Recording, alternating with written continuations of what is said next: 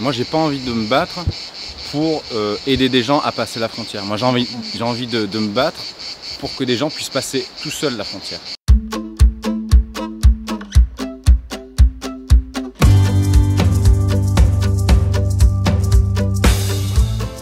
Tromper de combat et de se dire tiens, on doit défendre les personnes qui aident à passer la frontière. C'est pas ça le combat. Le combat, c'est que les personnes puissent passer librement des frontières dans l'espace Schengen. Pour moi, les aidants, c'est toute personne qui aide une autre personne.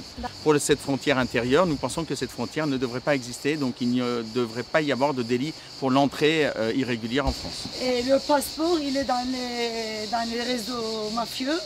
Beaucoup plus de femmes qui nous disent que je dois faire la prostitution parce que mon passeport il est là.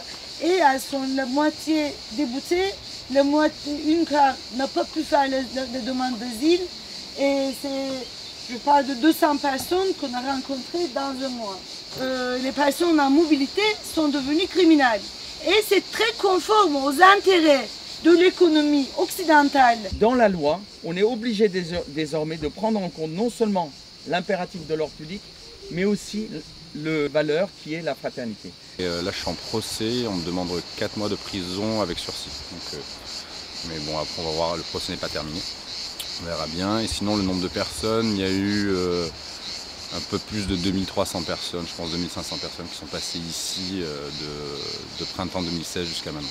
Bah écoutez, on a défendu dans un premier temps, on a essayé d'insister sur le fait qu'il s'agissait d'aide humanitaire, qu'il n'y avait aucune contrepartie financière qui était dans cette affaire. Et puis ensuite, on a fait reconnaître la fraternité comme une valeur constitutionnelle en France qui permettra peut-être après de changer la situation et qui a déjà permis de protéger certains aidants.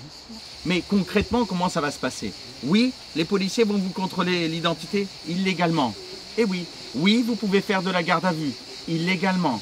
Je ne peux pas vous dire non, le Conseil constitutionnel ou une jurisprudence vous laisse tranquille. Le problème de la Roya, c'est que pour venir sur Nice, on passe par l'Italie. Mais je considère, par exemple, un demandeur d'asile est une personne qui est en situation régulière en Italie en tant que Dubliné. Si cette personne se trouve en France, il est aussi en situation régulière. Donc ce passage de frontière, à mon sens, ne pourrait pas être poursuivi. Non, jusqu'en 2015-16, véritablement, tout le monde agissait. Il y avait des personnes qui intervenaient, qui aidaient les migrants, mais ils n'étaient pas inquiétés. Nous sommes allés crescendo. Et puis ensuite, ça s'est envenimé, si on veut. Nous avons des décisions, des poursuites systématiques. Dans le sens, est-ce que cette aide, il n'y a pas un retour économique, mais est-ce qu'il y a un autre retour, un retour médiatique, un retour militant, un retour... Lorsque les personnes nous disent, nos clients nous disent je ne veux pas avoir l'État contre moi, je ne veux pas médiatiser, etc.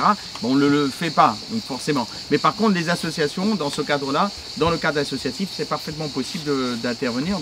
Et ça, c'est important, le fait de filmer, c'est un témoignage solide, en tout cas visuel. Autour de la ferme et dans la vallée de la Roya, il y a environ 500 gendarmes mobiles, PAF, douaniers, des sentinelles qui courent après les noirs dans la forêt, etc. Donc en fait, qu'est-ce qui se passe là? C'est de la communication. En fait, ils communiquent. Donc en fait, ce qu'il faut faire, c'est nous aussi communiquer. Et ne jamais s'habituer. Ce qui se passe maintenant, ce n'est pas normal. Mais les 60 policiers qui étaient venus pour déloger 23 personnes, dont 12 enfants, dont un qui avait 4 mois, des membres de la rédaction, que vous avez des images et des photos. C'est vrai qu'une image, c'est beaucoup plus important et ça convainc même des magistrats quand on est devant le tribunal. On m'a appris la Deuxième Guerre mondiale. Comment ça a été possible? Et ça a été possible petit à petit. On s'est habitué. Et de dire que l'ancienne génération était pire que la nôtre, et dire que nous, on n'est pas capable de faire ce qui s'est passé en 40 ou ailleurs, où on est tous capables de le faire. Et ça, il faut en avoir conscience. Et de se battre pour ça, s'auto-persuader, se rappeler que ce qui se passe maintenant, c'est pas normal. Dans la Méditerranée, c'est l'endroit dans le monde où il y a le plus de morts. C'est la frontière la plus mortifère. Obéir, c'est le source du mal. Les nazis étaient des gens normaux qui obéissaient. Et dans la désobéissance civile, c'est un très grand débat, c'est un très grand registre d'action non violente. Banalité du mal, banalité du bien. Dans des lieux, des populations étaient passées au mal et d'autres étaient passées au bien. Aussi bien le mal que le bien est fait de petites choses banales et il suffit de choisir lesquels on fait. Di essere qua con voi è una cosa stupenda, quanto di più bello si può immaginare. Tante grazie per quello che fate come partigiani di Ventimiglia, vi amiamo infinitamente, dei partigiani, questa è una continuazione. Solidarité avec les réfugiés.